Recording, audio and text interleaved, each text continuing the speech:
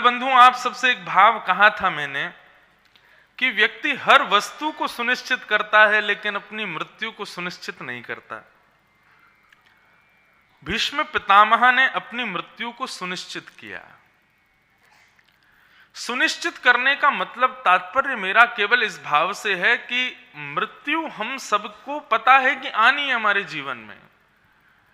हम हर उस वस्तु की प्रार्थना भगवान से करते हैं, अर्जी भगवान के पास लगाते हैं जो हमारे पास नहीं है, लेकिन ठाकुर जी ने जो मृत्यु हमको दी है एक दिन प्राप्त होनी है, क्यों ना उस मृत्यु की अर्जी लगाओ कि हे नाथ, जीवन में सुख मिले, दुख मिले, संपत्ति मिले, आपत्ति मिले, विपत्ति मिले, सबके लिए मैं तैयार हूं।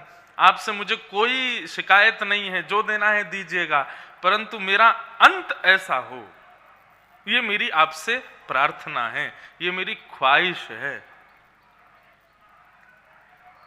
मुझे कभी कभी ऐसा लगता है कि अब हमारी और कोई मनोकामना शायद ठाकुर जी पूरी करें ना करें, लेकिन यदि ये मनोकामना ठाकुर जी से हो कि आखिरी आशा हमारी ऐसी है, तो ठाकुर जी इसको पूर्ण करने में कोई कमी नहीं छोड़ेंगे, जरूर पूरी करेंगे।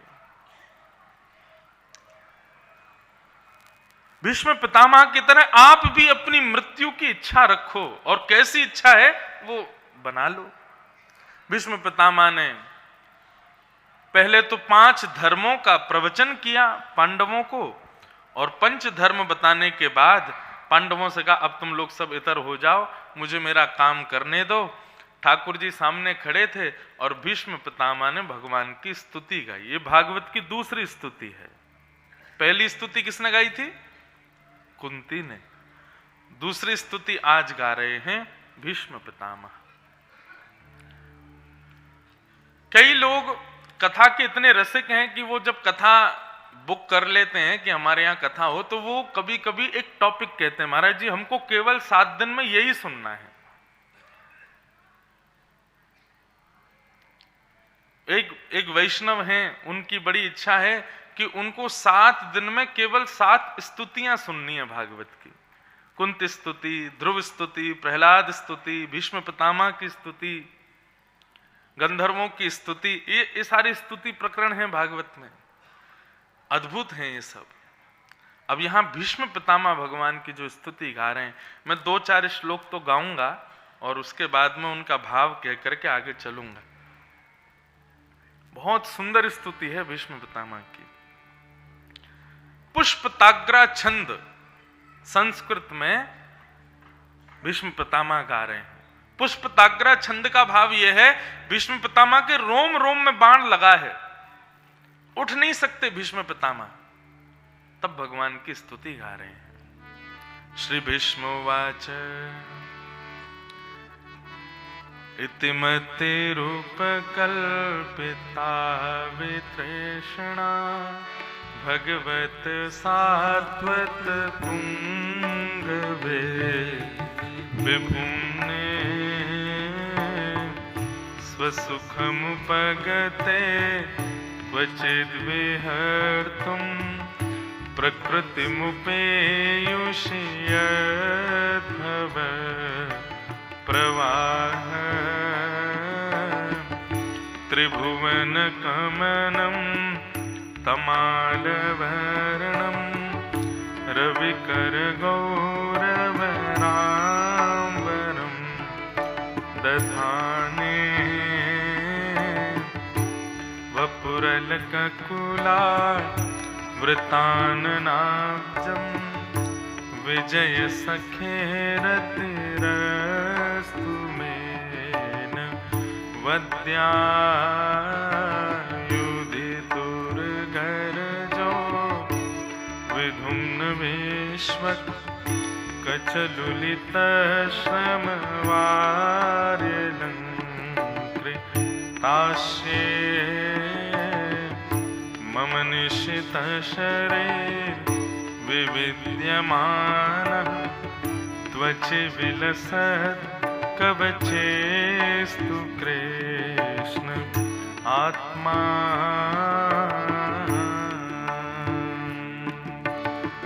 सपदि सखिवचो निशम्य मध्ये निज परयोर वलयोरथं निमेष्य स्थितवती परसई निकायुरक्षणा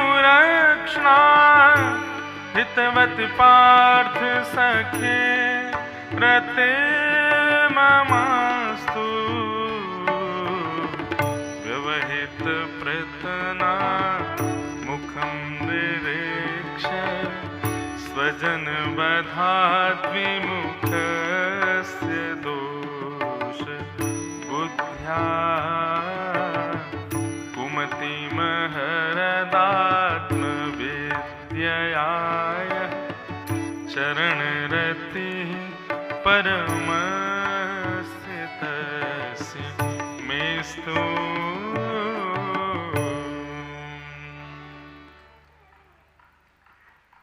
बहुत सुंदर स्तुति गाई भीष्म पितामह ने। पुष्पताग्रा छंद में भीष्म पितामह भगवान के मंगल भाव को गा रहे हैं और क्या कह रहे हैं भगवान से। सब लोग ध्यान से सुनो, सब लोग इधर ही देखो। भीष्म पितामह, संस्कृत का एक नियम है कि जब भी अपनी बात को पूर्ण करते हैं ना, तो जैसे हिंदी में पूर्ण विराम लगाया जाता है, ऐसे संस्कृत में इति शब्द कहा जाता है। इति कहते ही मतलब मेरी बात समाप्त। वॉकी टॉकी पे बात करने वाले जैसे आर्मी के लोग ओवर एंड आउट बोलते हैं, हिंदी में पूर्ण विराम लगाया जाता है, ऐसे संस्कृत में अपनी बात की पूर्णता पर इति, इति मतलब समाप्त। लेकिन भीष्म पितामह की स्तुति इतनी विचित्र है, प्रारंभ कहां से होता है? इति मति रूपकल्पिता वितृष्णा, इति शब्द से। किसी वैयाकरणी ने पूछा कि इति शब्द पहले क्यों लगाया भीष्म पितामह ने, ये तो बात शुरू कर रहे हैं या विराम से क्यों शुरू कर रहे हैं? तो कितना सुंदर भाव कहते हैं कि भीष्म पितामह इति इसलिए कहते हैं, अब संसार की इति, मेरा संसार अब यहां पर विराम हुआ, अब मैं परलोक गमन के मार्ग पर आगे बढ़ रहा हूं, इसलिए इति कहते हैं। संसारिक व्यवहार, संसारिक स्वभाव, संसारिक धर्म, संसारिक मेरे कर्तव्य सबों की अब इति होती है, इसलिए भीष्म पितामह ने इति शब्द को पहले कहा। और फिर ठाकुर जी से कहते हैं, ठाकुर जी अब मैं अपने प्राण त्यागने वाला हूं। भगवान बोले अच्छा, तो बोले अब प्राण त्यागने से पहले अपनी अंतिम इच्छा पूरी करना चाहता हूं। ठाकुर जी बोले क्या अंतिम इच्छा है तुम्हारी? बोले पहले वचन दो कि जो मेरी अंतिम इच्छा होगी आप उसको पूर्ण करोगे। भगवान बोले अरे वचन की क्या जरूरत है, हम पूर्ण कर देंगे। बोले नहीं, पहले वचन दो, जो मेरी अंतिम इच्छा होगी आप उसको पूरी करोगे। भगवान बोले अंतिम इच्छा में अगर तुमने कुछ और मांग लिया, तुमने कुछ ऐसा मांग लिया जो नहीं दे पाया, तो बोले नहीं नहीं, आपके अधिकार की वस्तु मांगूंगा, लेकिन वचन दीजिए कि जो मांगूंगा सो दोगे। ठाकुर जी वचन देते हैं, ठीक है जो मांगोगे हम देंगे, अब मांगो। तो भीष्म पितामह कहते हैं मैं मृत्यु से पहले अपनी अंतिम इच्छा पूरी करना चाहता हूं, और मेरी अंतिम इच्छा यह है कि मेरी एक कुंवारी बेटी है, उस बेटी का मैं ब्याह करना चाहता हूं। ये वो भीष्म पितामह है जिनका ब्याह ही नहीं हुआ, बाल ब्रह्मचारी। भगवान बोले पितामह तुम्हारा तो ब्याह ही नहीं हुआ, तो तुम्हारी बेटी कहां से हो गई? कौन सी बेटी की बात कर रहे हो? कहीं ऐसा तो नहीं गुपचुप कहीं ब्याह करके और कोई रखा हो अपनी पत्नी को तुमने, बालक बच्चे सब तुम्हारे हो गए हों? भीष्म पितामह बोले नहीं नहीं भगवान, आपको नहीं पता। भगवान बोले क्या? बोले संसार में जन्म लेने वाले हर व्यक्ति को विवाह करा करके आप भेजते हो। हर व्यक्ति का विवाह होता है संसार में, चाहे कितना ही बड़ा सन्यासी हो, बाल ब्रह्मचारी हो। ठाकुर जी बोले मैं समझा नहीं तुम्हारी बात को। बोले विवाह का मतलब क्या है ठाकुर जी?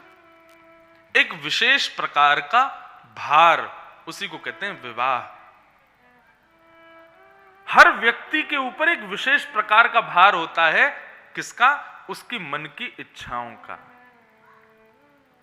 उसकी मति का, उसकी बुद्धि का। वास्तव में हम सबको आपने एक बेटी दे रखी है और उस बेटी का नाम है मति। कथा में चलो, ठीक है, मन होगा तो आएंगे। पिक्चर देखने चलो, मन होगा तो आएंगे। कलकत्ता चलो, मन होगा तो आएंगे। हर वस्तु हमारी मति पर निर्भर है, मन पर निर्भर है। बहुत ध्यान से सुनिए, बहुत गंभीर प्रसंग है।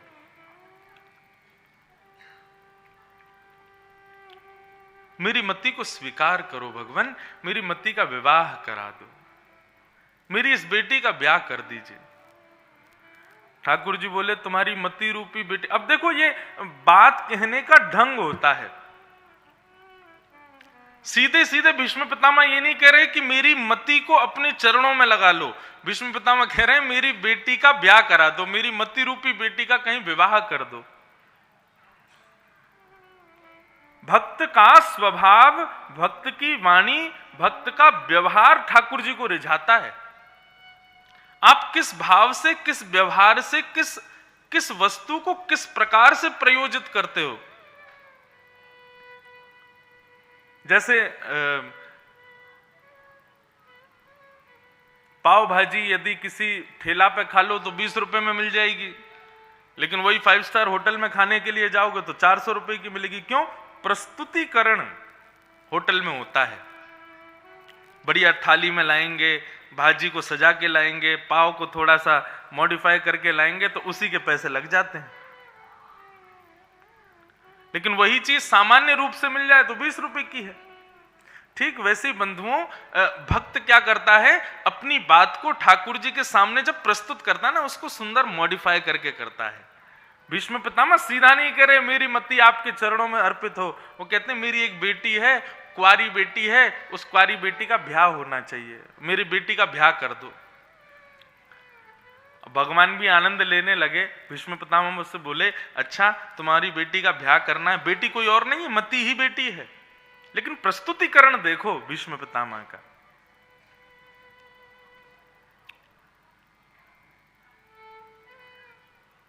भगवान बोले कोई ढूंढ रखा है लड़का वड़का अपनी बेटी के लिए?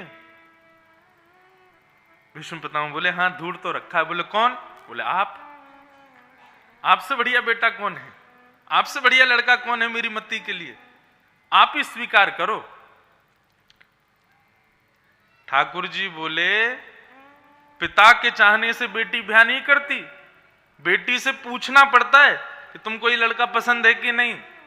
और बेटी को यदि पसंद ना हो, बेटी यदि एक बार इनकार कर दे तो सद पिता का लक्षण है, तुरंत मना कर दे, नहीं बेटा तेरी इच्छा नहीं तो नहीं करेंगे। अपनी मति से तो पूछो उसको मैं पसंद हूं कि नहीं। भीष्म पितामह कहते हैं बोले आप अपनी पसंद की बात करते हो, आपको पता है आप कैसे हो? ठाकुर जी बोले कैसे हैं? तब भीष्म पितामह दूसरा श्लोक कहते हैं त्रिभुवन कमनम तमाल वर्णम रविकर गौरवराम्बरम दधाने वपुरलककुला वृताननाब्जं विजय सखेरतिरस्तु मेन वद्या। त्रिभुवन कमनम तमाल वर्णम रविकर गौर वराम वरम दधाने। कैसे हो आप? सुंदरे किम न सुंदरम। कितने सुंदर हैं ठाकुर जी, कितने प्यारे हैं, कितने मनोहर हैं। बोले आपको देखकर के केवल ब्रज की गोपियां ब्रजांगनाएं मोहित हुई, ऐसी बात नहीं। त्रिभुवन तीनों लोक आपकी रूप माधुरी को देखकर के आनंदित हो जाता है, मोहित हो जाता है आपके रूप पर। अरे कहां तक कहें देवादिदेव महादेव। अब सुनो एक प्रसंग सुनाते हैं। जब समुद्र मंथन हो रहा था ना, तो समुद्र मंथन में जैसे ही अमृत कलश निकला तो दैत्य लेके भाग गए। दैत्य लेके जैसे ही भागे तो सब देवता दौड़े दौड़े भगवान के पास गए, बोले भगवान ये तो बड़ा गलत हुआ, मेहनत हमने की और अमृत लेके चले गए सारे दैत्य। ठाकुर जी बोले चिंता मत करो, मैं कुछ करता हूं। इतने में ही भगवान अति सुंदरी परम सुंदरी मोहिनी के रूप में प्रकट हो गए। इतने सुंदर बन के आए, इतने सुंदर बन के आए, सारे देवता पहले उन पर मोहित हो गए। भगवान सबको समझा रहे हैं, अरे मुझ पे क्यों मोहित हो रहे हो, मैं दैत्यों को मोहित करने आया हूं, तुम लोग क्यों हो रहे हो। देवता बोले नहीं नहीं, तुम जो कोई भी हो, हमको बड़ी प्रिय हो, हमको अमृत नहीं चाहिए, लेकिन तुम हमारी हो जाओ। भगवान बोले कैसे समझाएं। और देवता जो मोहिनी के रूप पर मोहित हुए, उनमें सबसे आगे पता कौन खड़े थे, जिन्होंने काम को जला के भस्म कर दिया, देव आदिदेव महादेव। मोहिनी भगवान आगे आगे दौड़ रहे हैं, पीछे पीछे शंकर जी दौड़ रहे हैं। मोहिनी भगवान बार बार कहते हैं, अरे शंकर जी मेरे पीछे मत पड़ो, मैं नारायण हूं। शंकर जी कहते हैं कोई बात नहीं, लेकिन अब तो विवाह तुमसे ही करना है, पार्वती को हम समझा देंगे। इतने सुंदर बन के आए ठाकुर जी मोहिनी रूप में। आपके रूप पर कौन मोहित नहीं होगा ठाकुर जी। मेरी बेटी को आप बड़े प्रिय हो। त्रिभुवन कमनम तमाल वर्णम रविकर गौर वराम वरम दधाने। आह, हमारे पूज्य नाना जी कथा में बताया करते थे कि जब नंद भवन से नंद नंदन पीतांबरी पहन करके सुंदर मोर पीछ लगा करके बाकी अदा से पीला पटका डाल करके जब नंद भवन से बाहर निकलते हैं तो सूर्य भी अपने आप को बादलों की ओट में छुपा लेता है। क्यों छुपा लेता है? बोले भैया अब एक सूर्य पृथ्वी पर भ्रमण कर रहा है, इस सूर्य के आगे मेरी कोई ताकत नहीं पृथ्वी को प्रकाश देने की, पृथ्वी को सौंदर्य बनाने की। सूर्य भी छुप जाता है ठाकुर जी को देख करके। इतने सुंदर हो नाथ। हमारे ब्रज में तो कहते हैं, हे कृष्ण लला तुम होते लली तो गरे कट जाते करोड़न के।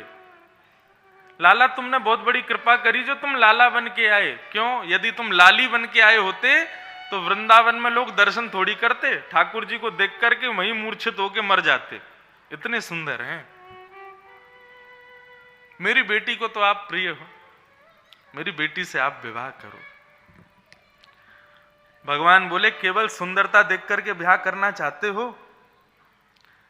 दामाद में केवल सुंदरता नहीं देखनी चाहिए, दामाद में शौर्य भी होना चाहिए। अरे जीवन में इतने उतार चढ़ाव आते हैं, हमारी बेटी को कहीं कोई जीवन में विपत्ति आ गई और हमारे दामाद ने बेटी को छोड़ दिया तो शौर्यवान होना चाहिए दामाद, केवल सुंदरता पे मत रीझो। भीष्म पितामह बोले तो आपसे ज्यादा शौर्यवान भी कोई नहीं है, कैसे शौर्यवान हो आप? तब भीष्म पितामह कहते हैं, युधितुर गरजो विधुम्न विश्व कचलुलि तश्रम वार्य लंकृताश्ये ममनिशि तशरैर विविद्यमान क्वचिविल सत्कवचेस्तु कृष्ण आत्मा। आप कितने बड़े शौर्यवान हो, इस बात का प्रमाण अर्जुन है। महाभारत के उस विशाल युद्ध में एक बाण भी अर्जुन को स्पर्श नहीं कर पाया, जबकि सारे बाण चलाए अर्जुन को मारने के लिए ही जा रहे थे। दुर्योधन का निशाना तो अर्जुन, भीष्म पितामह का निशाना तो अर्जुन, दुशासन का निशाना तो अर्जुन, सबके निशाने में अर्जुन था, लेकिन उस अर्जुन को एक बाण ने भी स्पर्श नहीं किया। क्यों? क्योंकि अर्जुन के सारथी आप थे। इससे यह बात सिद्ध होती है कि आप बहुत शौर्यवान हो। मेरी बेटी को अर्जुन की तरह सुरक्षित रखोगे। मेरी बेटी तो आपसे ही ब्याह करेगी। सौंदर्य, शौर्य, स्वभाव। ठाकुर जी कहते हैं कि केवल सुंदरता पर और शौर्यता पर ही नहीं रीझना चाहिए, दामाद का स्वभाव भी अच्छा होना चाहिए। तो भीष्म पितामह बोले आपसे बढ़िया स्वभाव भी किसी का नहीं है। अच्छा देखो, ये ठाकुर जी की लीला है। भक्त जब ठाकुर जी का होना चाहता है ना, तो ठाकुर जी अपने आप ही इतनी सारी कमियां प्रकट कर देते हैं कि वो ना होवे मेरा। उसको घर का प्रलोभन देंगे, उसको संसार की चिंता देंगे, उसको बेटी बेटा पत्नी सबका प्रलोभन देंगे ताकि वो कैसे भी मुझे छोड़े। लेकिन इन सब प्रलोभनों के बाद भी जब वो ठाकुर जी का त्याग नहीं करता ना, तब ठाकुर जी उसको स्वीकार करते हैं।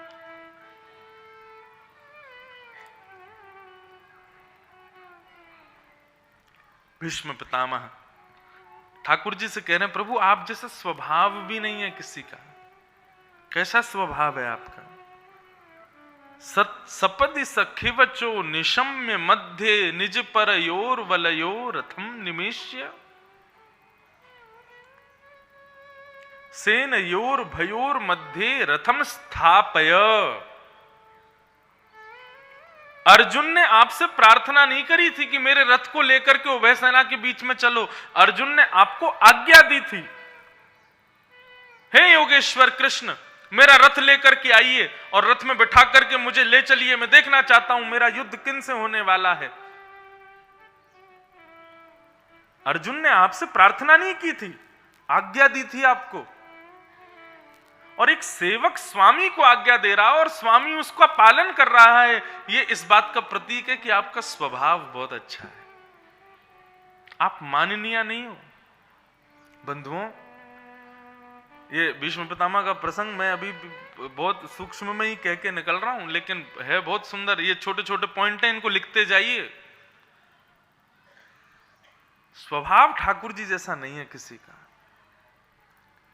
हम लोग इतने माननीय हैं, 2 मिनट में ही हमको अपने पद के अनुसार यदि स्थान ना मिले तो 2 मिनट में हमको अपना अपमान लगने लगता है, लेकिन ठाकुर जी ऐसे नहीं है। आप जैसा स्वभाव नहीं है ठाकुर जी किसी का। सौंदर्य है, शौर्य है, स्वभाव अच्छा है। और फिर कहते हैं ठाकुर जी कि दामाद प्रेमी होना चाहिए। सब कुछ है लेकिन प्रेम नहीं है तो भीष्म पितामह कहते हैं आपसे बड़ा प्रेमी भी नहीं है कोई प्रभु। स्वनिगमम पहाय मत प्रतिज्ञा मृत मधि कर तुम वप्लुतो रथस्थ धृत रथ चरणों भयाश्चलद गुह हरिवहन्तु मिभं गतो तरीय। ठाकुर जी कैसे प्रेमी हैं। आज भीष्म पितामह याद कर रहे हैं उस स्थिति को, उस भाव को। आपका प्रेम कैसा है नाथ।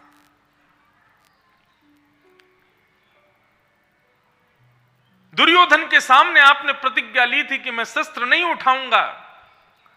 जब आपने प्रतिज्ञा ली थी कि शस्त्र नहीं उठाऊंगा, तब मैंने भी प्रतिज्ञा ली थी कि वासुदेव कर चक्र न धरहि तो तुमको मुख न दिखाऊं, लाजत है मेरी गंगा जननी में शंतनु सुत न कहाऊं। आपने प्रतिज्ञा ली थी कि मैं शस्त्र नहीं उठाऊंगा और मैंने प्रतिज्ञा ली थी कि इनके हाथ में शस्त्र कैसे भी उठवाऊंगा।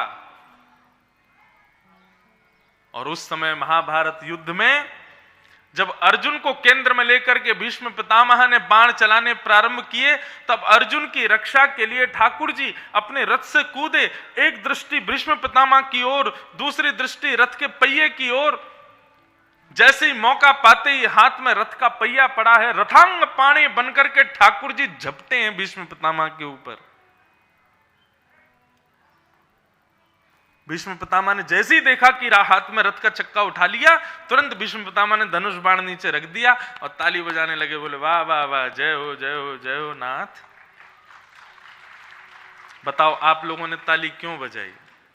बताओ मुझे। नहीं, आज बताई दो क्यों बजाई आपने।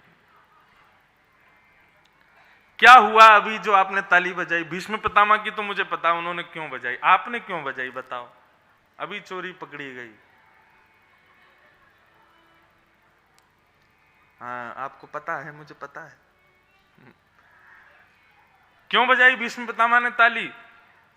भीष्म पितामह कहते हैं आप कहो मैं शस्त्र बिन भूमि हरहूं सब भार। आप तो बड़े बड़े कह रहे थे कि मैं शस्त्र नहीं उठाऊंगा। आप कहो मैं शस्त्र बिन भूमि हरहूं सब भार। तू हमको क्षत्रिय ना गिने, बोले ही वचन विचार। आप तो बड़ी प्रतिज्ञा ले रहे थे कि मैं शस्त्र नहीं उठाऊंगा, मैं बिना शस्त्र के युद्ध करूंगा। ये हाथ में क्या लगा है आपके? भीष्म पितामह हाथ में रथ का चक्का लेके खड़े थे। तभी ठाकुर जी प्रत्युत्तर कितना सुंदर देते हैं। रथ के चक्के को दूर फेंक करके ठाकुर जी कहते हैं, डार चक्र हरिहस पड़ो दियो उत्तर ब्रजराज, आज तजी प्रतिज्ञा मोरी में तोरी प्रतिज्ञा काज। देखो अब जिनको समझ आई उनने बजाई ताली, जिनको नहीं आई वो बैठे हैं। भैया समझदार को इशारा काफी, भागवत इशारे की भाषा है। आजकल वो बात अलग है कि सब कथा सुनना चाह रहे हैं, सब कथा करवा रहे हैं, लेकिन भागवत इशारे की भाषा है, सबको समझ नहीं आती।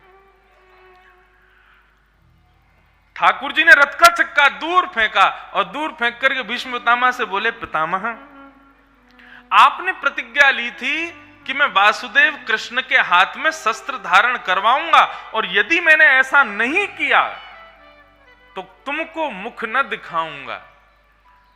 आपने कहा था यदि वासुदेव कृष्ण ने महाभारत युद्ध में शस्त्र धारण नहीं किया तो मैं किसी को अपना मुख नहीं दिखाऊंगा। यदि लड़ते लड़ते मेरे प्राण भी निकले ना तो मैं उल्टा गिरूंगा, धरती के बल मुख करके गिरूंगा, ताकि मेरा मुंह कोई ना देख पाए। ठाकुर जी बोले, पितामह थोड़े ही देर में आपका वध होने वाला है, आपको 1000 बाण लगने वाले हैं, और आपको इच्छा मृत्यु का वरदान है, और आपकी इच्छा मृत्यु यह है कि आप अंतिम समय में मेरा दर्शन करना चाहते हो। यदि मैं शस्त्र नहीं उठाऊंगा तो आप उल्टे गिरोगे, और उल्टे गिरोगे तो मेरा दर्शन कैसे करोगे? आपकी अंतिम इच्छा पूरी हो इसके लिए शस्त्र उठाया है मैंने। भीष्म पितामह रोते रोते चरणों में गिरे ठाकुर जी के। प्रबल प्रेम के पाले पड़कर हरि को नियम बदलते देखा, अपना मान टले टल जाए पर भक्त का मान न टलते देखा।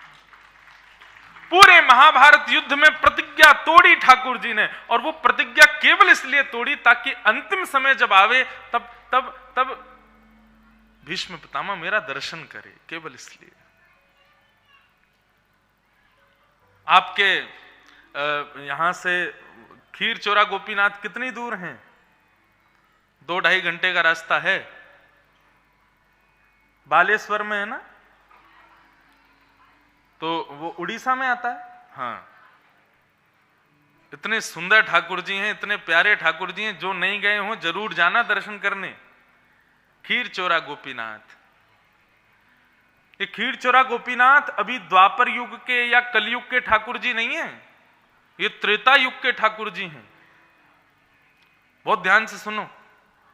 मेरा तो बहुत मन था कि यहां मैं आया हूं तो एक दिन जाऊं, लेकिन आने जाने में बहुत समय लगेगा तो कथा कैसे सुनाऊंगा, तो यहीं से प्रणाम उनको कर ले रहा हूं। खीर चोरा गोपीनाथ, उनका प्रेम की परिभाषा बता रहा हूं, कितने बड़े प्रेमी हैं ठाकुर जी। बहुत ध्यान से सुनना। त्रेता युग में जब श्री राम जी वन में विराज रहे थे, तब श्री जानकी जी ने, श्री सीता जी ने राम जी से प्रार्थना करते हुए कहा कि हम आपके द्वापर का रूप देखना चाहते हैं कि आप द्वापर में कैसा रूप धारण करके आओगे। तो रघुनाथ जी बोले कि अब कभी समय पड़ेगा तो मैं आपको दर्शन कराऊंगा। तो राम जी क्या करते थे, एक गुफा में जाते थे, एक गुफा में एक शिला पर अपने बाण के नोक से द्वापर के कृष्ण का चित्र बनाते थे सीता जी को दर्शन कराने के लिए, कि मैं द्वापर में कैसा रूप धारण करके आऊंगा। रोज चित्र बनाते, कभी हाथ बनाते, चरण बनाते, मुख बनाते, मुकुट बनाते, कुंडल बनाते, और फिर उसको झाड़ फूस से ढक करके फिर चले जाते। किशोरी जी को नहीं बताया, सीता जी को नहीं बताया कि मैं कुछ बना रहा हूं। एक दिन रघुनाथ जी वन में पुष्पादि फल आदि लेने के लिए गए, तो किशोरी जी भ्रमण करती करती उस गुफा में प्रवेश कर गई सीता जी। और सीता जी जैसे ही उस गुफा में गई, सब लोग इधर देखो, इधर देखो, ध्यान से सुनो। जैसे ही उस गुफा में गई तो झाड़ फूस घास रखी थी उसको हटा करके देखा। जैसे ही हटा करके देखा तो त्रेता युग में किशोरी जी ने दर्शन किया। त्रिभंग लली श्री ठाकुर जी इस प्रकार दोनों भुजाओं को ऊपर किए, दोनों चरणों को तिरछे किए, मुकुट थोड़ा सा टेढ़ा है, मुख भी टेढ़ा है, ऐसी सुंदर नेत्राकृति है, इतनी सुंदर नासिका है, इतनी सुंदर ओष्ठ है, सुंदर गोल गोल कपोल गाल हैं। किशोरी जी ने जैसे ही दर्शन किया, सीता जी ने जैसे ही दर्शन किया, न्योछावर हो गई उस रूप पर। सीता जी के मन में आया ये राम जी रोज इस गुफा में आते हैं, मुझे लगता है इस देवता की पूजा करने आते हैं। और उनको क्या पता थी ये कौन है। सीता जी बाहर गईं और बाहर से कहीं से पुष्प तोड़ करके लाई और ला करके सुंदर माला बना करके उनको पहना दी, तिलक विलक लगा दिया और उनकी आरती करके कुछ कंदमूल फलों का भोग भी लगा दिया। इतने में ही राम जी का आगमन हुआ। और जैसे ही राम जी आए, राम जी ने आकर के देखा, देख कर बोले अरे राम राम दीवी, ये आपने क्या किया? बोले अरे देखिए ना कितना सुंदर देवता है, इसके नेत्र कितने सुंदर हैं, इनकी मुखाकृति कितनी सुंदर है, कैसे त्रिभंग लली ठाकुर जी हैं। राम जी बोले ये हमारे द्वापर का रूप है, ये द्वापर का स्वरूप है। आपको बड़ी इच्छा थी ना द्वापर के स्वरूप के दर्शन की, ये वही है। लेकिन अभी इनका निर्माण पूरा नहीं हुआ था, आपने उससे पहले इनको पुष्प चढ़ा दिए, भोग लगा दिया, तिलक कर दिया। अब इनकी प्राण प्रतिष्ठा हो गई, अब इससे आगे इनको हम बना नहीं सकते। वही राम जी के हाथों के द्वारा निर्मित ठाकुर जी गोपीनाथ के रूप में कलयुग में विराजमान हुए। फिर उनका नाम क्षीर चोरा गोपीनाथ कैसे पड़ा? नाम तो उनका गोपीनाथ है, क्षीर चोर कैसे बने? तो बंगाल की धरती पर जिनका प्रादुर्भाव हुआ, ऐसे श्री चैतन्य महाप्रभु के दादा गुरुदेव थे श्री माधवेंद्रपुरी जी। माधवेंद्र जी जगन्नाथ जी दर्शन के लिए जा रहे थे, गोवर्धन से आ रहे थे। रास्ते में गोपीनाथ भगवान का जब मंदिर पड़ा बालेश्वर में, उसको बालेश्वर बोलते हैं, तो बालेश्वर में जैसे ही दर्शन गोपीनाथ जी का मंदिर आया, चैतन्य महाप्रभु के दादा गुरुदेव माधवेंद्रपुरी जी दर्शन के लिए गए। गोपीनाथ जी का दर्शन किया, दर्शन करके आनंदित हो गए। माधवेंद्रपुरी जी नृत्य करने लगे, कीर्तन करने लगे, हरे कृष्ण कृष्ण कृष्ण हरे हरे, हरे राम राम राम हरे हरे। और खूब कूद कूद करके कीर्तन करें, कभी इधर कूदें उधर कूदें, आनंद में नाचें ठाकुर जी के आगे। आज भी गोपीनाथ भगवान को 12 कुल्हड़ों में खीर का भोग लगाया जाता है शयन के समय पर। मनोरथी लोग जाकर के मनोरथ करते हैं, दान दक्षिणा देते हैं और ठाकुर जी की खीर का भोग लगवाते हैं। शयन का दर्शन सबसे सुंदर होता है गोपीनाथ भगवान का। तो 12 कुल्हड़ों में, 12 मिट्टी के बर्तनों में खीर का भोग रखा जाता है ठाकुर जी के आगे। और भोग के पश्चात, शयन के पश्चात, वो खीर का भोग सारे दर्शनार्थियों में वितरित कर दिया जाता है, बांट दिया जाता है। बहुत ध्यान से सुनो। तो माधवेंद्रपुरी जी मंदिर के पीछे खड़े थे, गोपीनाथ जी का दर्शन कर रहे थे। 12 कुल्हड़ों में खीर का भोग लगा और खीर का भोग लगने के बाद में जितने भी दर्शनार्थी थे सबको बांटने लगे। अब माधवेंद्रपुरी जी तो पीछे खड़े थे, नेत्र बंद करके, कभी नेत्र खोल करके, कभी भावावेश में, कभी नृत्य करते हुए, भुजा उठाते हुए कीर्तन कर रहे थे। लेकिन वहां जितनी भीड़ थी सब आगे बढ़ गई, सबने प्रसाद मांगा और पुजारी जी ने सबको प्रसाद दे दिया, लेकिन माधवेंद्र जी को प्रसाद नहीं मिला। और उनका स्वभाव था, वो किसी के यहां मधुकरी नहीं पाते थे, किसी से भिक्षा नहीं लेते थे। ठाकुर जी कृपा कर दें, अपना प्रसाद भेज दें, कहीं ना कहीं से कोई वैष्णव आके दे जाए तो पा लेते थे। अब गोवर्धन से चल के जगन्नाथपुरी जा रहे, इतना लंबा रास्ता, 2-3 दिन से कुछ पाया नहीं था। मंदिर में आकर के प्रणाम किया, मन में भाव था कि गोपीनाथ जी कुछ प्रसाद देंगे, लेकिन खीर का भोग सब में बट गया, माधवेंद्र जी को नहीं मिला।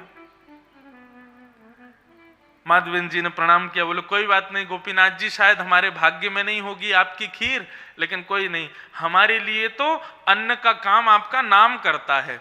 और श्री गोपीनाथ जी गए, माधवेंद्र जी गए और वृक्ष के नीचे बैठ करके ठाकुर जी का नाम गाने लगे। मैंने एक दिन कथा में बताया था, आज भी वृंदावन में ऐसे वैष्णव संत रहते हैं, वो ठाकुर जी के नाम को ही अपना अन्न जल श्वास सबकी उपमा दे चुके हैं।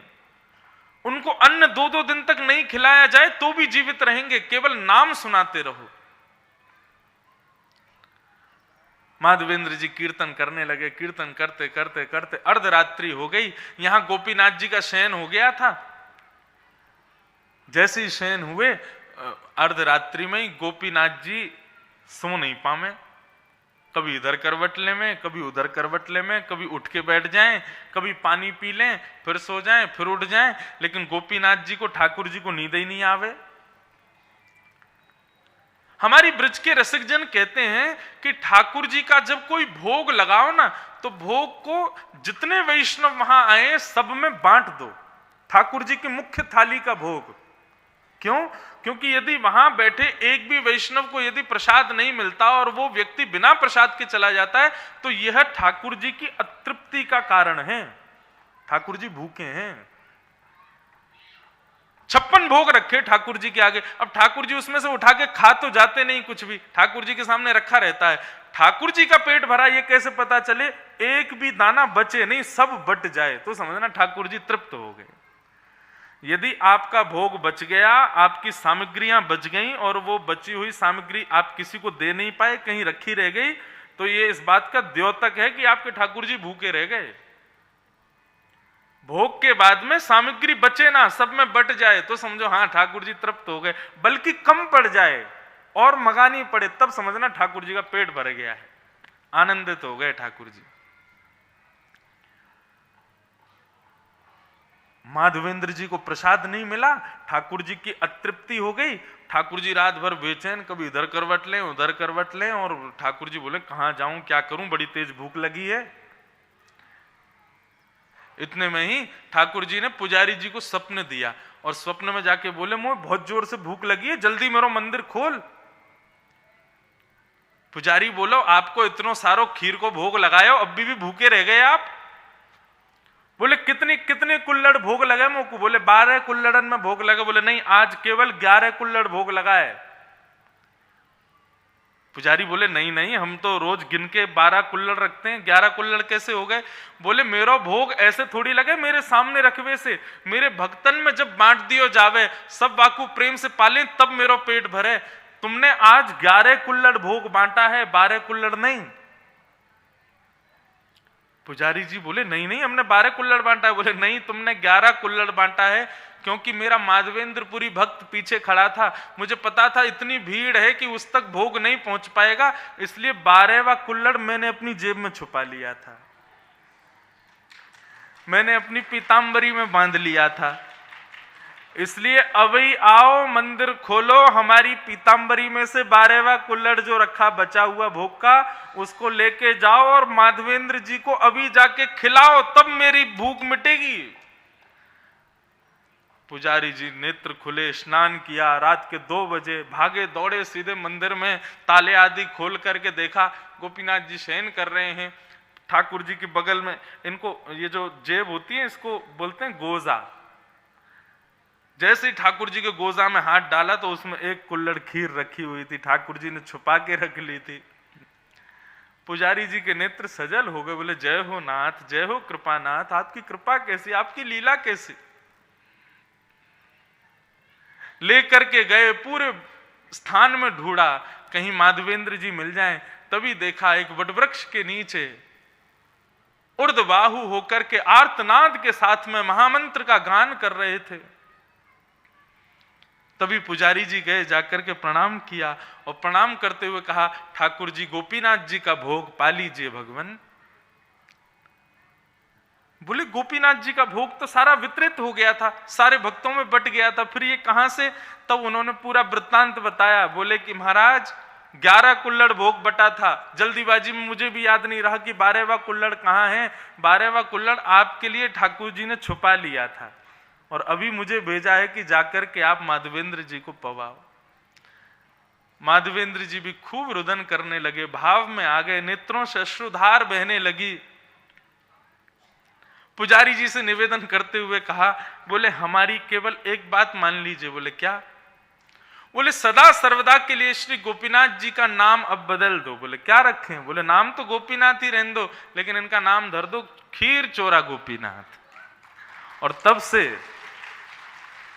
एक भक्त की तृष्णा को मिटाने के लिए, एक भक्त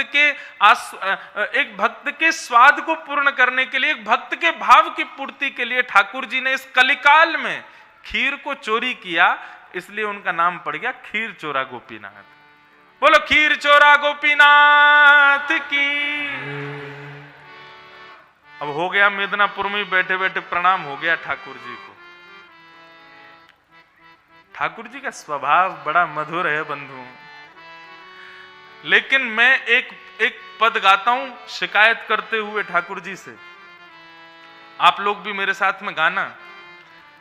और वो भाव ये है कि ठाकुर जी आपका स्वभाव पहले बहुत बढ़िया था, अब आप बदल गए हो। हाँ?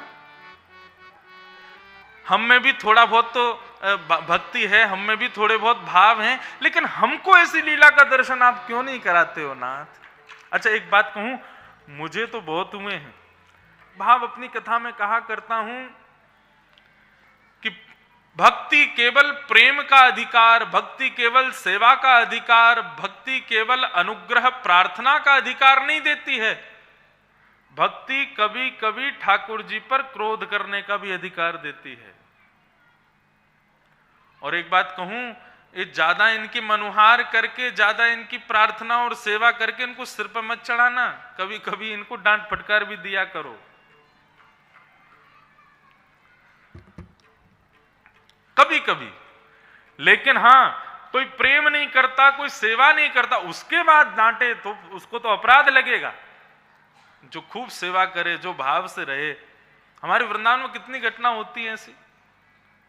श्री राधा रमन जी के पुजारी जी एक बार राधा रमन जी को तैयार कर रहे थे, लेकिन राधा रमन जी की पोशाक कभी कहीं से छोटी पड़ जाए, कभी कहीं से लंबी हो जाए, कभी कहीं से टाइट हो जाए, और वो पोशाक पहनने में ही नहीं आवे। और श्रृंगार आरती का समय हो रहा था, बाहर इतने सारे लोग दर्शन के लिए खड़े थे। पुजारी जी ने और पुजारियों को बुलाया, सब लग गए, महाराज जी राधा रमन जी कैसे भी तैयार हो जाएं, लेकिन राधा रमन जी तैयार नहीं हो। मैं पुजारी बोले दूसरी पोशाक लेके आओ। दूसरी पोशाक ले आए, महाराज वो भी नहीं पहने। पुजारी जी समझ गए, बोले क्या बात है। पोशाक आदि सब बगल में रख दी, सबको कहा थोड़ा मंदिर से बाहर जाओ। सारे पुजारी बाहर आ गए। एक बुजुर्ग से पुजारी जी वो राधा रमन जी के सन्मुख बैठे और पोशाक श्रृंगार सामने रख दिया और ठाकुर जी से बोलो हमें सही पता है कि तुम पहनना नहीं चाह रहे हो, आज ज्यादा ही नाटक सिर पर चढ़ गए हो और ये सब पोशाक रखी है, श्रृंगार रखा है, नहीं पहनना तो ऐसे ही बता दो, हम क्यों मेहनत करें। इतने सारे लोग दर्शन के लिए खड़े हैं, मैं भी अभी कपाट खोल देता हूं, दर्शन खोल देता हूं, आप ऐसे नंगे दरंगे खड़े रहो, सब आपका ऐसे ही दर्शन करके जाएंगे, ऐसे ही आपका चित्र लेके जाएंगे और ऐसे ही सब हो करके जाएंगे आपके आगे। मुझे क्या, बाहर दिल्ली से बंबई, कलकत्ता, चेन्नई, मद्रास, ना जाने कहां कहां से लोग आए हैं दर्शन के लिए, खोल देता हूं मैं कपाट। लेकिन आप हमारे स्वामी हो, इसलिए एक बार और प्रयास कर रहा हूं, अगर इस बार आपने पहन लिया तो ठीक, नहीं तो मैं दर्शन खोल दूंगा। और जैसी डांट लगा करके महाराज वही पोशाक जो अभी पैर में आ ही नहीं रही थी, जो पोशाक हाथ से ऊपर चढ़ी नहीं रही थी, उसी पोशाक को धराया तो ठाकुर जी ने सहजता से पहन लिया। ये भक्ति अधिकार देती है कभी कभी अपने नाथ पर क्रोध करने का, परंतु क्रोध जानबूझ के नहीं करना है, स्वभावतः हो जाए।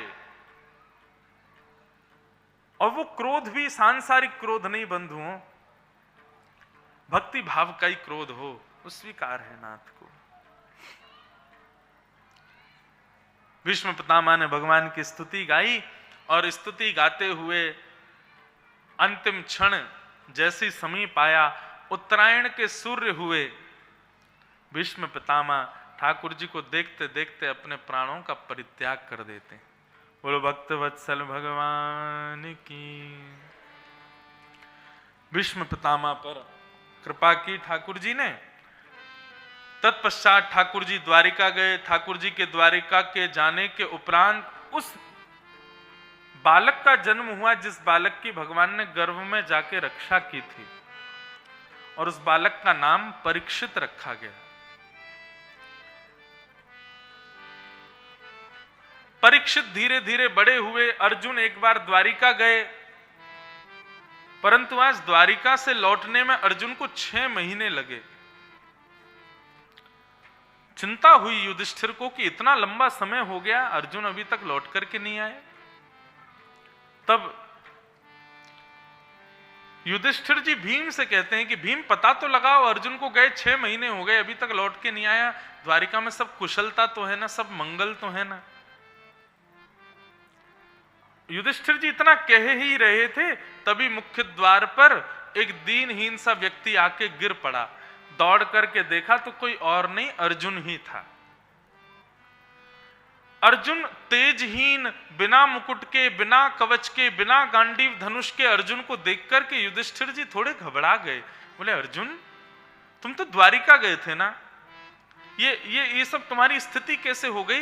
द्वारिका में सब मंगल तो है ना, तुम्हारा मुकुट कहां है, कवच कहां है, तुम्हारे आयुध कहां हैं? तब अर्जुन ने बताया, वंचितो हम महाराज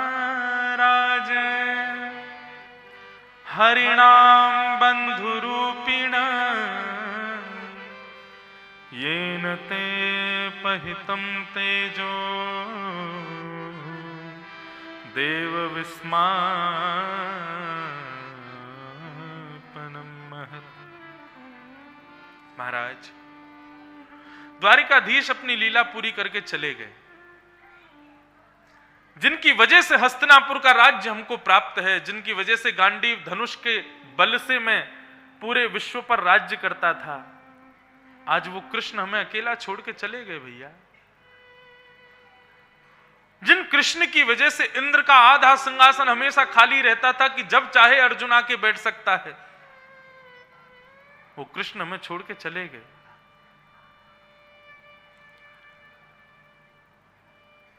जैसे ही सुना कि श्री कृष्ण अपनी लीला पूरी करके चले गए, ये भाव सुनते ही युधिष्ठिर जी मौन हो गए।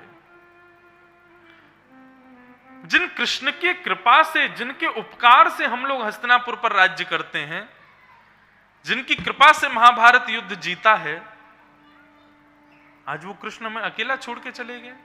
और जब वो कृष्ण ही नहीं है तो फिर हम यहां रहकर के क्या करें? अपने पुत्र, अपने पौत्र परीक्षित को राज्य गद्दी पर बिठा करके और पांडव सब स्वर्गारोहण को चले गए। परीक्षित छोटे बालक हैं अभी, परंतु ब्राह्मणों को प्रार्थना करके गए पांडव कि आप परीक्षित को समय समय पर ज्ञान उपदेश करते रहना कि राज्य पाठ कैसे संभालना है।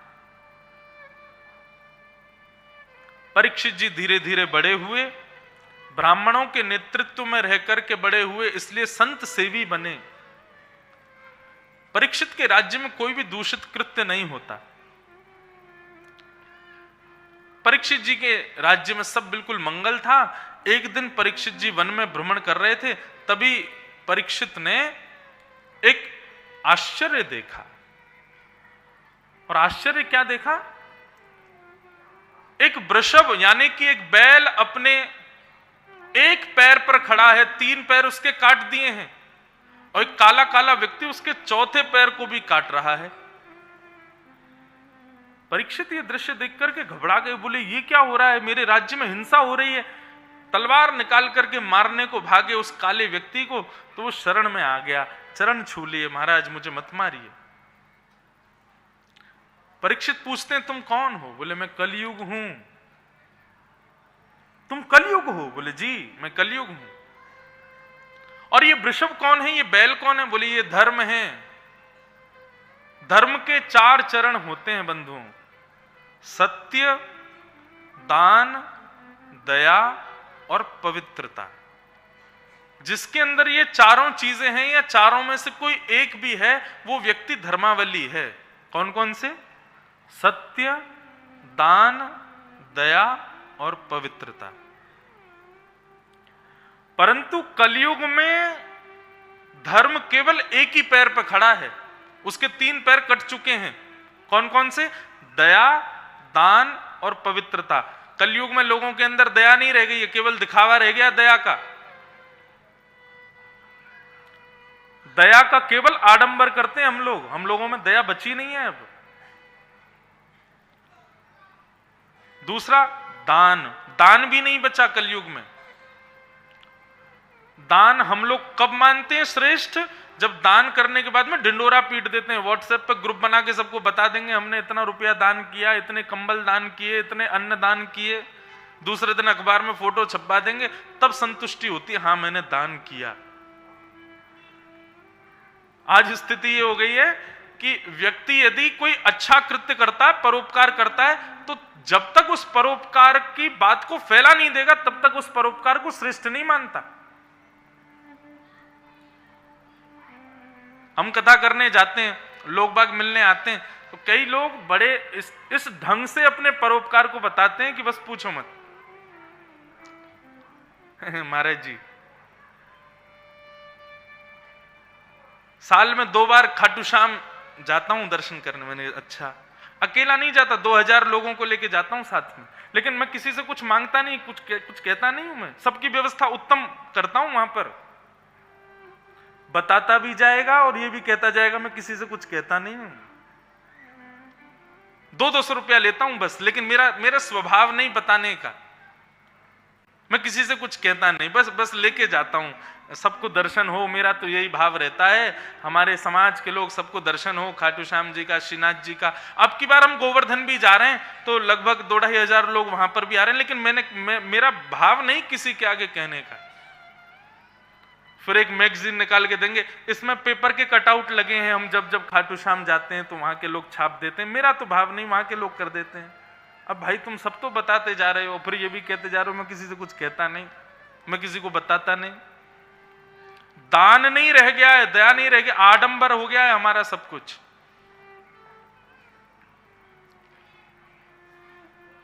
सत्य, दान, दया और पवित्रता, ये 4 चरण हैं धर्म के। कलयुग में 3 चरण कट चुके हैं, दया, दान और पवित्रता। पवित्रता भी नहीं है हम लोगों में।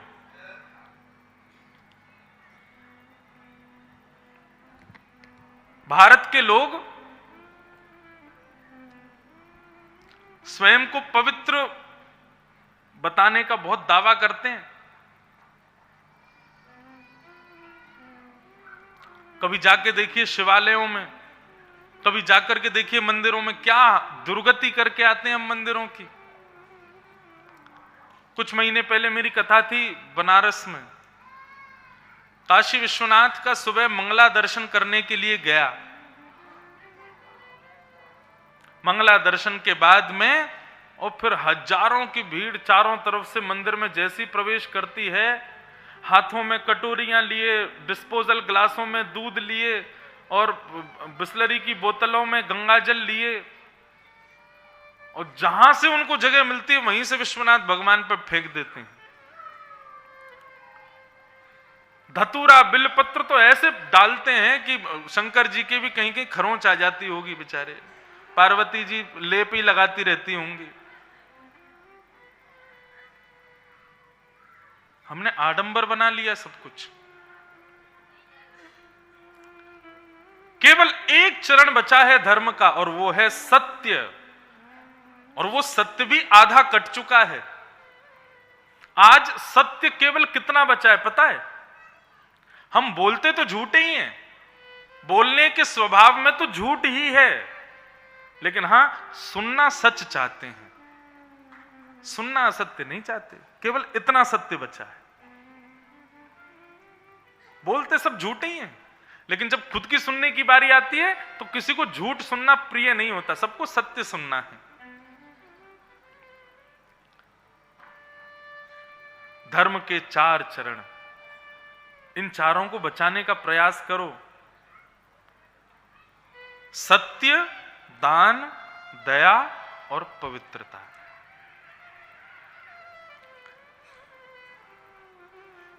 कलयुग सत्य को भी काट रहा है, मतलब धर्म पूरी तरह धराशायी होने वाला है कुछ दिनों में। जिस दिन सत्य सुनने में भी नहीं मिलेगा ना, उसी दिन धर्म नष्ट हो जाएगा।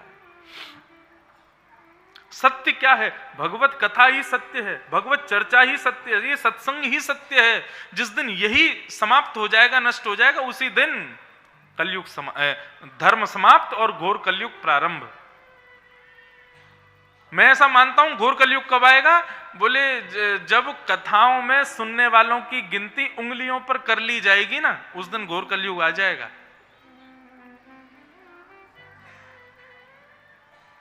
और धीरे धीरे हो ही रहा है। अब कथाओं से, सत्संगों से भीड़ कम होती जा रही है। खैर, कलयुग ने बताया कि मैं कलयुग हूं।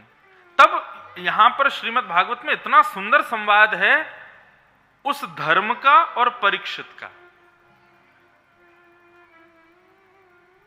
परीक्षित धर्म से पूछता है कि आपके दुख का कारण क्या है। तब धर्म स्वयं परीक्षित को बताते हैं, मानव के दुख के कारण केवल और केवल 4 हैं। लिख लीजिएगा, दुख के कारण केवल 4। कौन कौन से? पहला कर्म, दूसरा काल, तीसरा स्वभाव और चौथा ईर्ष्या, दूसरे का सुख। ये धर्म के 4, ये कलयुग में 4 दुख के कारण हैं। पहला दुख का कारण है कर्म। हम जैसा करेंगे हमको भोगना पड़ेगा। चाहे वो प्राइम मिनिस्टर हो, चाहे वो बहुत बड़ा मंत्री हो, चाहे बहुत बड़ा कोई तपस्वी हो, महात्मा हो, ध्यानी हो, विमलात्मा हो, यदि कर्म उसका कहीं गलत हुआ है तो कहीं ना कहीं जाकर के प्रारब्ध में भोगना तो पड़ेगा। तो पहला दुख का कारण होता है कर्म। एक बार एक महात्मा चोरी के अपराध में पकड़े गए, उनको जेल में डाल दिया। थे वो महात्मा, लेकिन लोगों ने बड़ा प्रोटेस्ट किया। बोले महाराज, महात्मा को आपने जेल में डाल दिया, वो महात्मा हैं, उनकी जटाएं हैं, वो त्रिपुंड लगाते हैं, इतनी साधना करते हैं, उन पर चोरी का इल्जाम लगा करके जेल में डाल दिया। अदालत में उनकी पेशी हुई। अदालत में जब उनकी पेशी हुई तो सामने जज जो थे वो रामायण के बहुत बड़े प्रेमी थे। उन्होंने 2-4 चौपाइयां सुना करके ही अपना वक्तव्य प्रारंभ किया। तो जो कटघरे में खड़े थे महात्मा, उन्होंने भी कहा कि इसको 1-2 चौपाई सुना के मैं छूट जाऊंगा। जैसे ही उनकी बारी आई बोलने की, बोले आप कुछ कहना चाहते हैं? तो आपका अपराध तो सिद्ध हो गया कि आप नहीं करिए चोरी, तो फिर आप बताइए क्या कहना चाहते हैं। तो महात्मा बोले, हाँ प्रभु, अब वही है ना, तुलसीदास जी कहते हैं ना, होई सोही जो राम रचि राखा। जो राम जी चाहते हैं वही होता है। राम जी चाहते थे कि मैं चोरी करूं, इसलिए मैंने कर ली। जज साहब बोले आपकी बात बिल्कुल सही है, लेकिन वही गोस्वामी तुलसीदास जी ये भी तो कहते हैं, कर्म प्रधान विश्व रचि राखा, जो जस करहि सो तस फल चाखा। अब इस बात को आप कहां लेके जाओगे? महात्मा मौन हो गए, बोले कि तस फल चाखा, जाओ 10 साल के लिए जेल में। अब दुख का पहला कारण क्या है? कर्म। मैंने शायद कल कहा था या परसों कथा में कि कर्म यह भी नहीं देखेगा कि आप भगवान के पिताजी हो। यदि दशरथ जी ने भी किसी के बालक को मार करके माता पिता को ठेस पहुंचाई तो कर्म लौट करके आया। उसी पुत्र विरह में दशरथ जी को भी प्राण त्यागने पड़े। उसने इतनी भी दया नहीं की कि ये भगवान के पिताजी हैं। और कबीरदास जी कहते हैं, कर्म गति तारे ना ही टरे।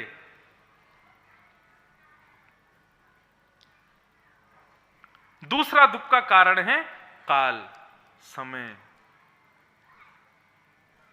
कई बार आपने कुछ गलत नहीं किया, आपके कर्म भी अच्छे थे, आपका सब कुछ अच्छा था, लेकिन फिर भी जीवन में दुख आ जाता है। वो है काल का दुख। और ये दुख ऐसा नहीं है केवल किसी गिने चुने, सबके जीवन में आता है काल का दुख, समय का दुख। और 2 साल पहले तो पूरा भारत, क्या पूरा विश्व इस काल के दुख से ग्रसित था। क्या नाम था उस दुख का? सबको पता है। 2018 में भी एक दुख का कारण आया था, नवंबर में।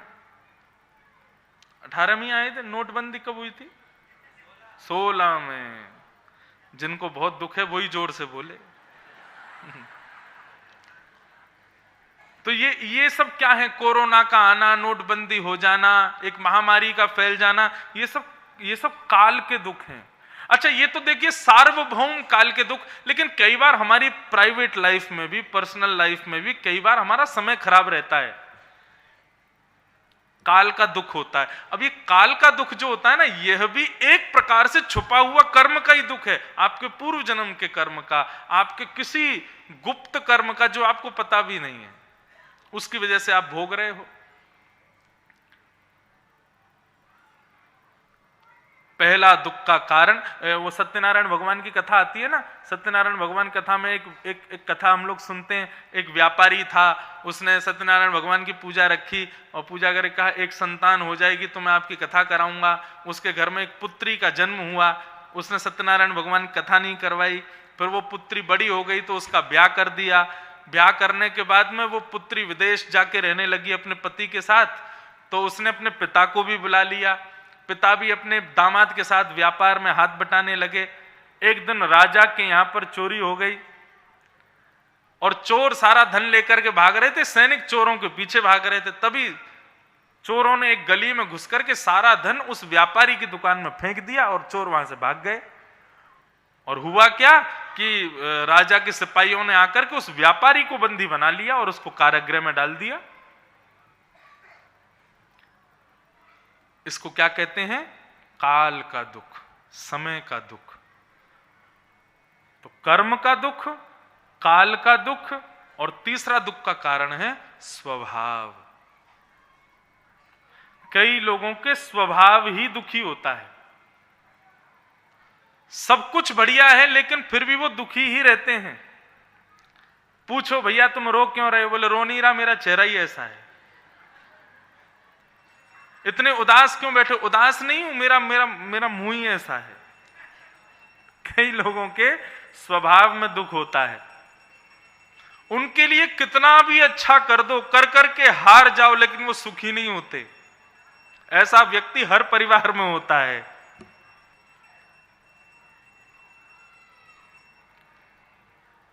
एक लड़के का ब्याह हुआ, नई नवेली बहू आई घर में।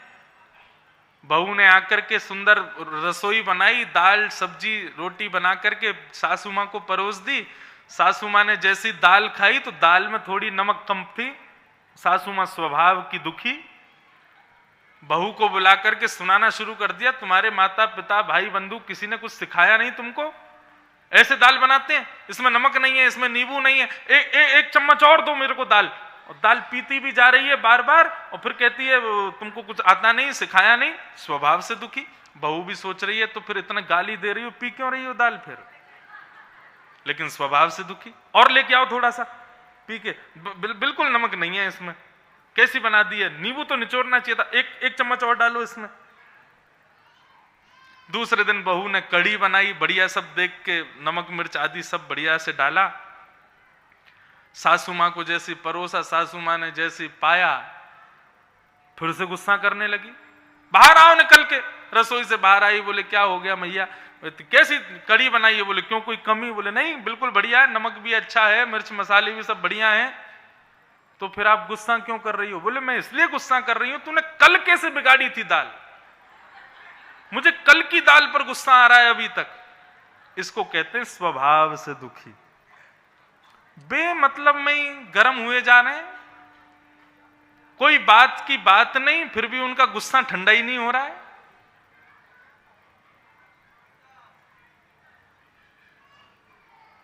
कर्म, काल, स्वभाव, और चौथा दूसरे का सुख।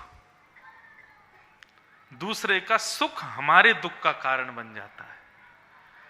भागवत में स्वयं धर्म कहते हैं, परीक्षित, कर्म से दुखी व्यक्ति, काल से दुखी व्यक्ति सुखी हो जाएगा एक दिन, लेकिन स्वभाव से और दूसरे के सुख से दुखी व्यक्ति कभी सुखी नहीं हो पाएगा।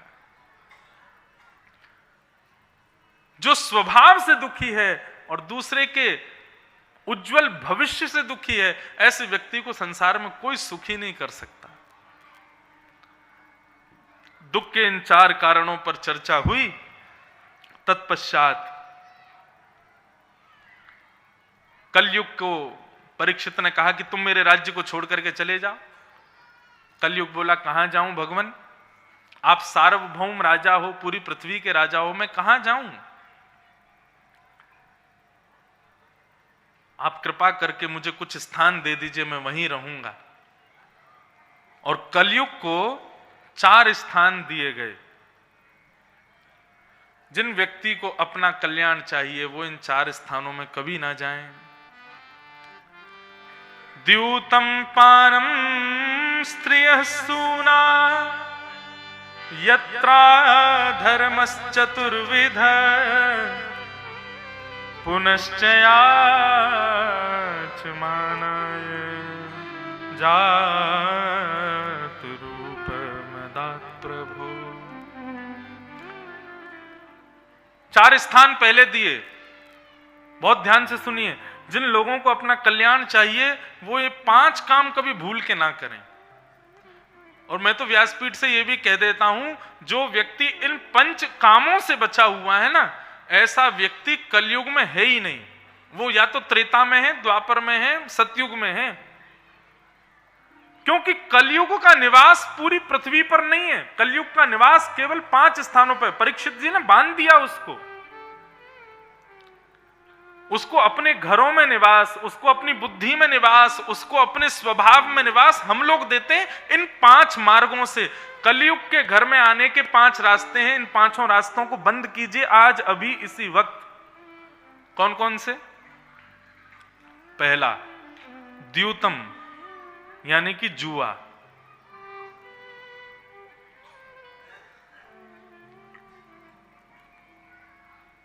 कई लोग खुश हो गए, हम तो जुआ खेलते ही नहीं। लेकिन जुआ का मतलब वही नहीं होता जो आप लोग खेलते हो। जुआ का सीधा अर्थ होता है, द्यूतम का सीधा अर्थ होता है लक्ष्मी का असद स्थान पर व्यय करना, लक्ष्मी को गलत स्थान पर देना। ये द्यूतम के समान है। आपने किसी ऐसे व्यक्ति को ऐसे स्थान पर धन का व्यय किया जिसके द्वारा मांस भक्षण होने वाला है, मांस कटने वाला है, मदिरा आदि का गलत काम होने वाला है, तो वह द्यूतम के समान है। पहला कलयुग का निवास द्यूतम यानी कि जुआ। दूसरा कलयुग का निवास है पानम, मदिरापान, सुरापान, तंबाकू सेवन, सिगरेट सेवन, बीड़ी सेवन, मदिरा सेवन। ये जितने भी तामसी पदार्थों को हम लोग अपनी जीभ पर, अपने मुख पर धारण करते हैं, ये सब पानम के अंतर्गत आते हैं। द्यूतम, पानम, और तीसरा स्थान कलयुग का प्रवेश द्वार है पर स्त्री और पर पुरुष संग। कलयुग का तीसरा स्थान। और कलयुग का चौथा स्थान है सूना यानी कि हिंसा। और हिंसा का मतलब केवल किसी को मारना ही नहीं, किसी को पीटना ही नहीं। हिंसा 3 प्रकार से होती है, मन से, वाणी से और कर्म से।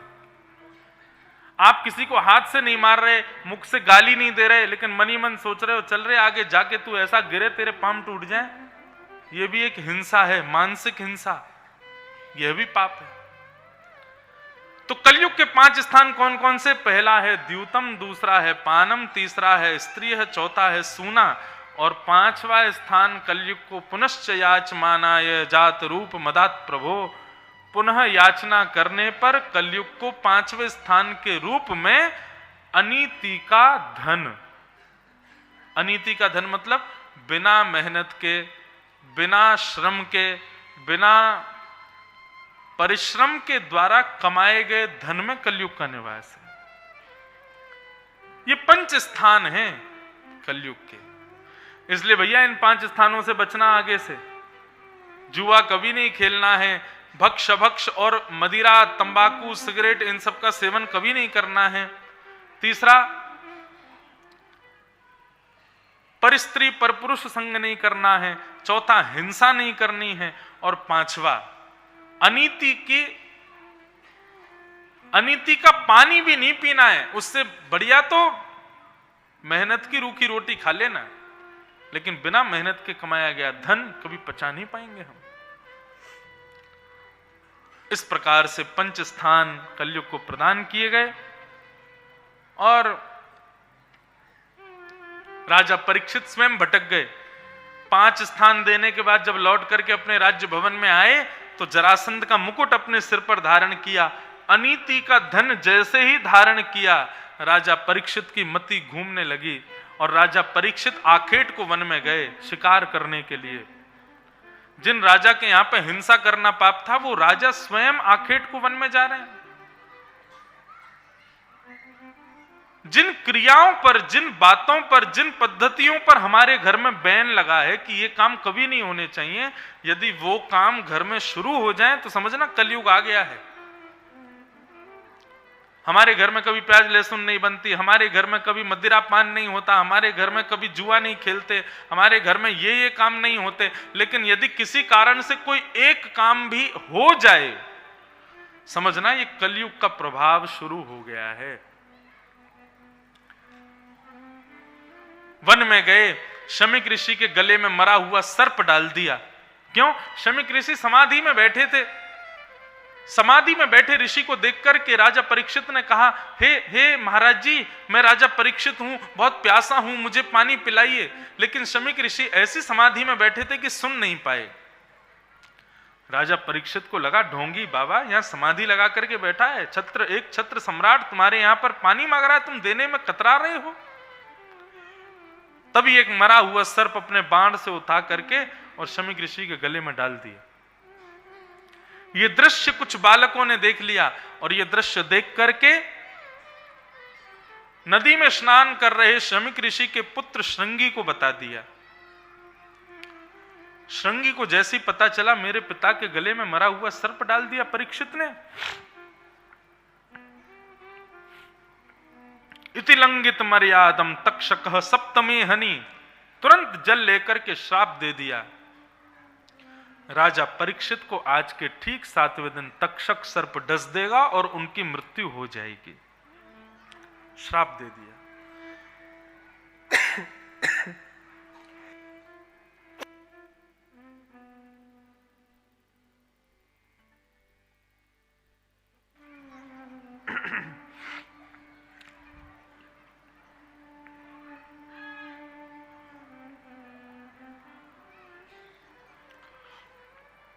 राजा परीक्षित को श्राप लगा।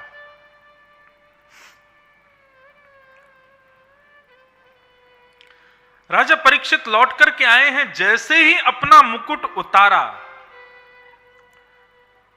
कलयुग का प्रभाव खत्म हुआ और परीक्षित को पता चल गया मैंने क्या किया है। जो भी माताएं बहनें अब आ रही हैं, जहां जगह मिले वहां बैठ जाएं, सब पूरे श्रोताओं को डिस्टर्ब ना हो ऐसा विचार करें। लेट आए तो पीछे ही बैठें। बहुत ध्यान से सुनो।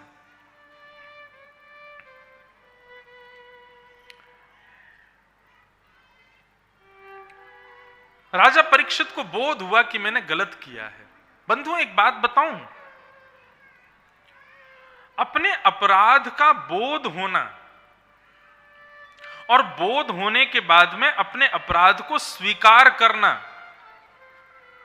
आधा अपराध का दंड तो तभी खत्म हो जाता है जब आप अपने अपराध को स्वीकार कर लेते हो।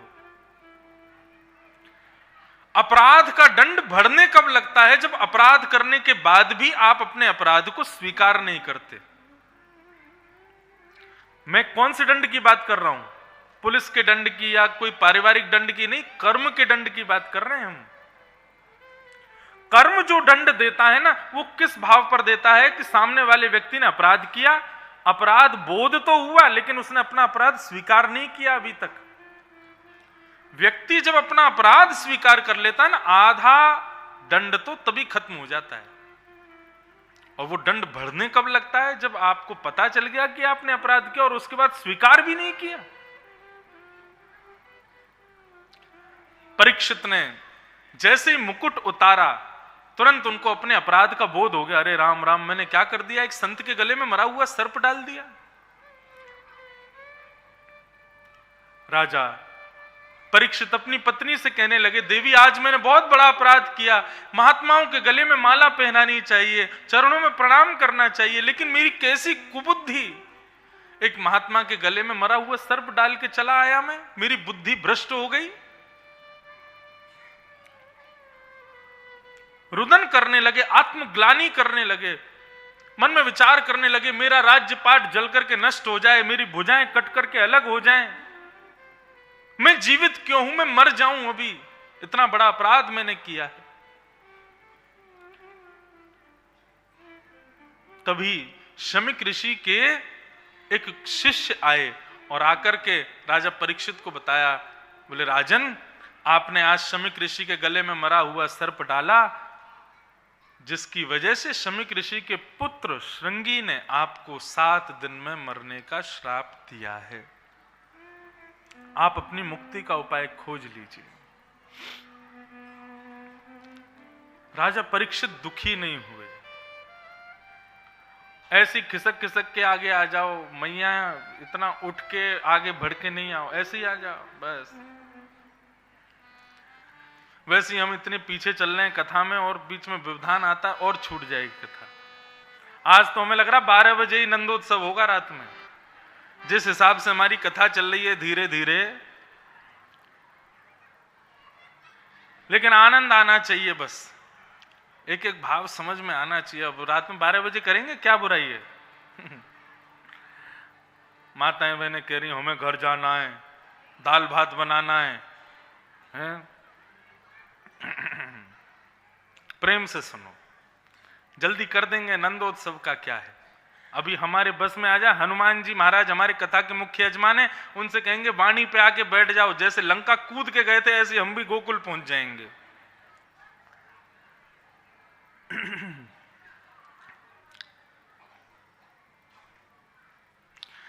राजा परीक्षित जैसे ही सुना कि 7 दिन में मरने का श्राप लगा है, राजा परीक्षित दुखी नहीं हुए।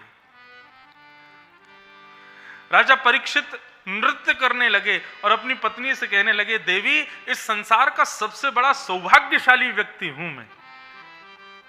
बोले मरने का श्राप लगा है आपको 7 दिन में और आप कह रहे हो सौभाग्यशाली व्यक्ति हो? कैसे सौभाग्यशाली व्यक्ति हो? बोले क्योंकि तुम नहीं कह सकती कि तुम कल जीवित रहोगी। इस संसार में कोई व्यक्ति नहीं कह सकता कि वो कल जीवित रहेगा या अगले मिनट जीवित रहेगा या अगले क्षण जीवित रहेगा, लेकिन ये परीक्षित दावे से कह सकता है कि 7 दिन में यदि ब्रह्मा की भी इच्छा हुई मुझे मारने की तो मुझे मार नहीं पाएगा, क्योंकि एक ब्राह्मण ने मुझको 7 दिन का जीवन दान दिया है। कितनी बड़ी बात! क्या हमको पता है हम कल जीवित रहेंगे? हम रात्रि में जीवित रहेंगे? इस कथा के विश्राम तक हम सब लोग जीवित रहेंगे? हम कहते जरूर हैं लेकिन हमको पता नहीं है। हमारे प्राण कभी भी निकल सकते हैं। लेकिन राजा परीक्षित कह रहे हैं मैं ये नहीं देख रहा कि 7 दिन बाद मेरी मृत्यु होगी, मैं ये देख रहा हूं कहां अगले क्षण का भी नहीं पता। लेकिन आज राजा परीक्षित को श्राप देते हुए एक ब्राह्मण ने बता दिया कि अगले 7 दिन में ब्रह्मा भी तुझे नहीं मारेगा, 7 दिन बाद ही तू मरेगा। मैं कल भी जीवित रहूंगा, परसों भी जीवित रहूंगा, तरसों भी जीवित रहूंगा, 7 दिन तक जीवित रहूंगा। ये दावे से केवल परीक्षित बोल सकता और कोई नहीं बोल सकता। अब मुझे कोई पर्वत से फेंक दे, मुझे कोई समुद्र में डाल दे, मेरी मृत्यु तो तभी होगी जब तक्षक सर्प डसेगा, और वो 7 दिन से पहले डसेगा नहीं।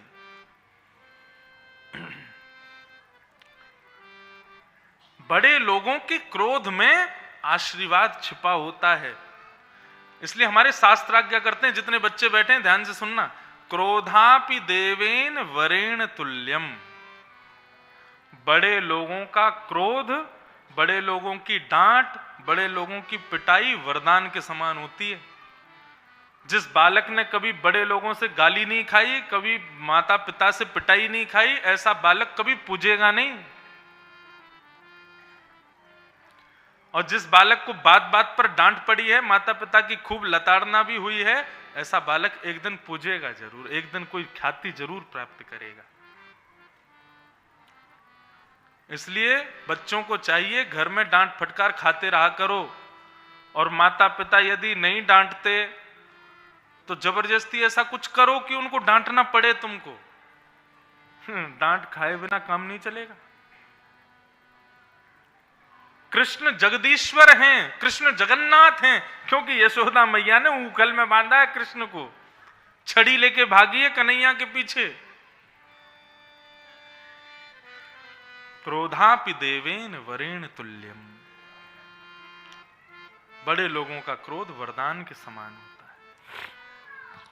राजा परीक्षित ने अपने पुत्र जन्मेजय को राज्य गद्दी पर बिठाया और स्वयं वन में चले गए। वन में असंख्य संत सामने बैठे हैं और सब संतों से प्रार्थना करते हुए राजा परीक्षित कहते हैं, जल्दी मरने वाली की मुक्ति का उपाय बताइए भगवान। मेरे जीवन के केवल 7 दिन बचे हैं, मैं क्या करूं जिससे मैं मुक्त हो जाऊं। सब ऋषि अलग अलग उत्तर देते हैं, ऐसा करो, लेकिन कोई भी प्रमाण नहीं दे पाता कि तुमको मुक्ति मिलेगी। तभी वहां पर श्री सुखदेव जी महाराज का आगमन होता है। सब सुखदेव जी को प्रणाम करो। कि तत्रा भवद भगवान व्यास पुत्रो यदिच्छया गामट मानो नपेक्ष अलक्षलिंगो निज लाभ तुष्टो व्रतस्य बालैरवधूत वेश। बोलो सुखदेव जी महाराज की जय। सुखदेव जी का प्रादुर्भाव हुआ और सुखदेव जी आकर के सीधे व्यास मंच पर बैठे।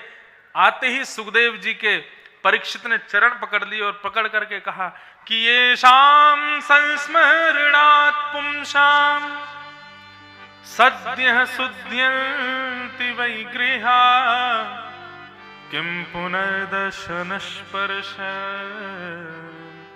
पादशौचासनादि।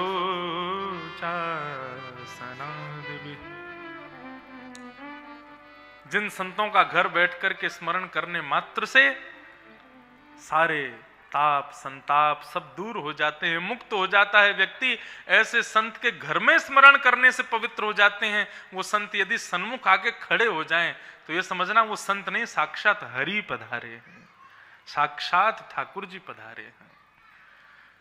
जिन संतों का घर बैठ करके केवल श्रवण करने से, स्मरण करने से आप स्वयं को पवित्र समझते हो, ऐसा संत यदि सामने आके खड़ा हो जाए, यही समझना नारायण आए हैं, तुरंत उनको प्रणाम कर लेना, तुरंत उनको दंडवत कर लेना। श्री सुखदेव जी महाराज की जय। सुखदेव जी महाराज पधारे।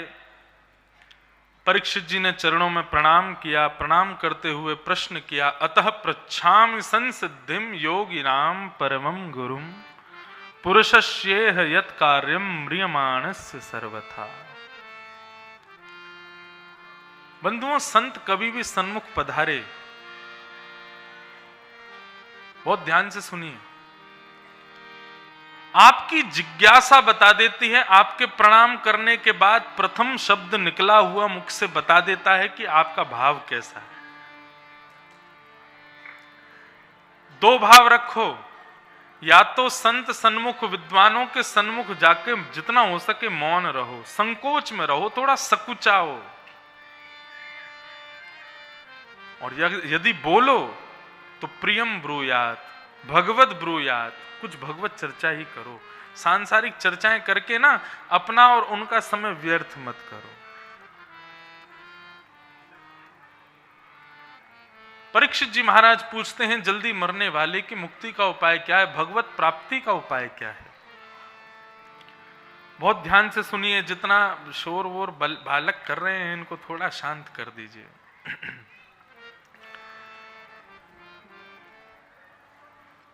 परीक्षित जी महाराज ने प्रश्न किया, मुझे उत्तर दीजिए भगवान। और श्री सुखदेव जी महाराज कहना प्रारंभ करते हैं, राजन कि वरीयाने शते प्रश्न कृतो लोकहितं नृप आत्मवीत् सम्मत पुंसा श्रोतव्या दिशुयपर।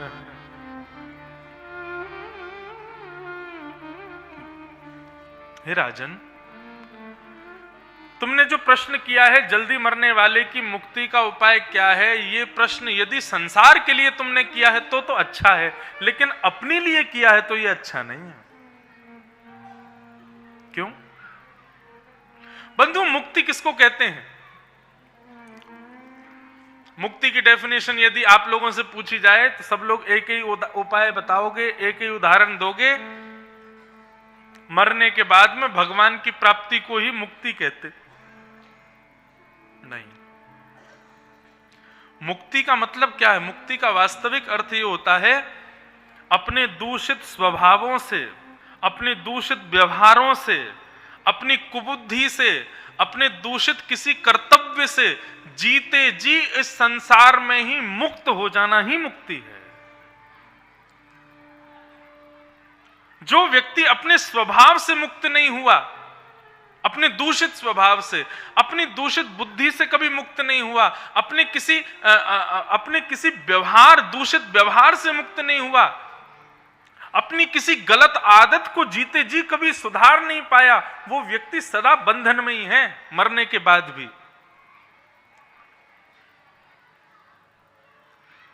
लेकिन अपनी जीवित अवस्था में जिस व्यक्ति ने अपने दूषित व्यवहार को, दूषित स्वभाव को, अपनी दूषित आदतों को सुधार लिया, वो व्यक्ति मुक्त है। सब लोग इधर देखो, इधर देखो, इधर देखो, यहां देखो, कथा सुनो। यहां बाहर बच्चे थोड़े हल्ला कर रहे हैं, थोड़ा आप बोल दो उनको, थोड़ा शांत हो जाएं।